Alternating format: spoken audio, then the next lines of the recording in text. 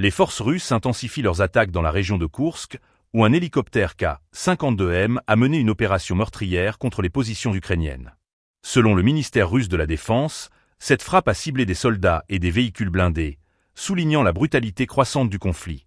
Dans un communiqué, le ministère a précisé que l'équipage de l'aviation militaire avait utilisé des missiles aériens pour frapper des cibles ennemies identifiées. Cette opération, réalisée avec précision, s'inscrit dans une série d'attaques visant à affaiblir les capacités militaires ukrainiennes dans cette zone stratégique.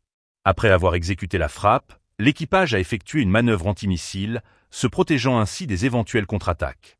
En libérant des leurres thermiques, ils ont réussi à éviter les missiles adverses et à retourner en toute sécurité à leur base. Les rapports des contrôleurs aériens confirment que cette opération a réussi à détruire significativement le personnel et le matériel militaire ukrainien. Cette action illustre non seulement l'efficacité des hélicoptères K-52M dans le cadre des opérations aériennes, mais aussi la détermination des forces russes à maintenir la pression sur les lignes de front.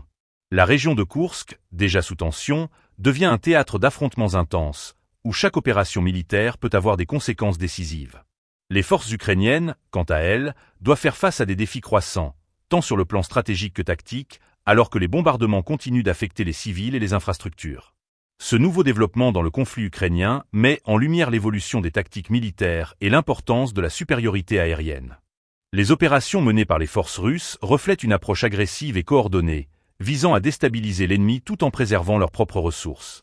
Alors que la situation se complexifie, la communauté internationale suit de près ces évolutions, consciente des implications géopolitiques qui en découlent. Les conséquences de ces frappes, tant sur le terrain que sur le moral des troupes, sont considérables. Chaque attaque, chaque réponse, façonne le paysage du conflit, et les pertes humaines continuent d'alimenter un cycle de violence qui semble sans fin.